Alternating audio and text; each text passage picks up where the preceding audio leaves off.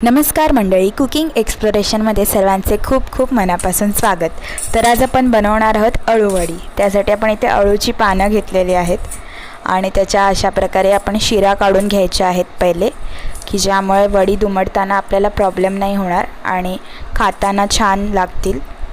तर आता इथे चिंचेचं पाणी घेतलेलं आहे, त्यामध्ये आपण घातलेला आहे अर्धा चमचा हिंग आणि तिथे घालणार आहोत 1 चमचा हळद, 1 चमचा काश्मीरी लाल मिरची पावडर, त्याच्यानंतर अर्धा चमचा गरम मसाला आणि 1 चमचा भरून धणे पावडर घालायची आहे। धणे पावडर इथे खूप इम्पॉर्टंट आहे, त्यामुळे चव छान येते।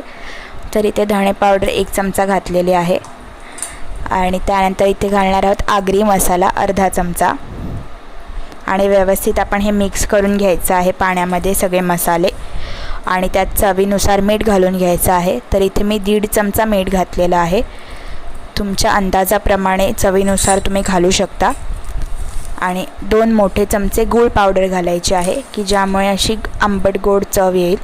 तर चिंचेमुळे आंबट आणि गुळामुळे गोड। तर इथे आलं आणि लसणाच्या 7 ते 8 पाकळ्या आणि आल्याचा छोटा तुकडा घेतलेला होता, तो कुटून घेतलेला आहे, तुम्ही पेस्ट देखील घेऊ शकता। आणि इथे 8 चमचे आपण बेसन घेतलेलं आहे आणि 1 चमचा तांदळाचं पीठ, याचं व्यवस्थित आपण एक बॅटर बनवून घेतलेलं आहे। तर पाणी थोडंसं जास्त झालेलं आहे, तुम्ही इथे पाणी थोडं कमी घालू शकता आणि पाणी कमी घातल्यामुळे एक टेक्स्चर चांगलं येईल। तर आता इथे तुम्ही बघू शकता की आपण जी अळूची पानं होती घेतलेली शिरा काढून, तर इथे आपण त्यावर सगळं हे बॅटर लावून घ्यायचं आहे आणि एक पान सरळ आणि एक पान उलटं असं प्रकारे आपण ठेवून घ्यायचे आहे आणि जी उलटी साईड आहे पानाची म्हणजे बॅक साईड, त्यावरच हे बॅटर लावायचे आहे आणि जी हिरवी साईड असते ती बाहेर ठेवायची।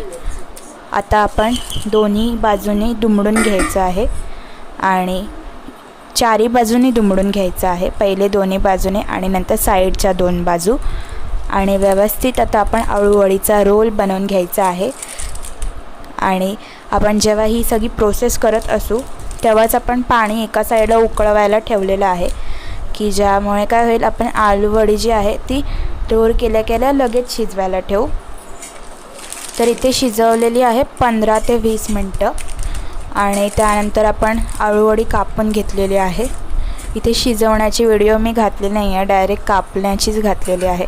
तर इथे तुम्ही बघू शकता की अशा प्रकारे छान लेयर येतात आणि मस्तपैकी तळून घ्यायचं आहे। नक्की ट्राय करा, आवडल्यास लाईक, शेअर, सबस्क्राईब करा। धन्यवाद।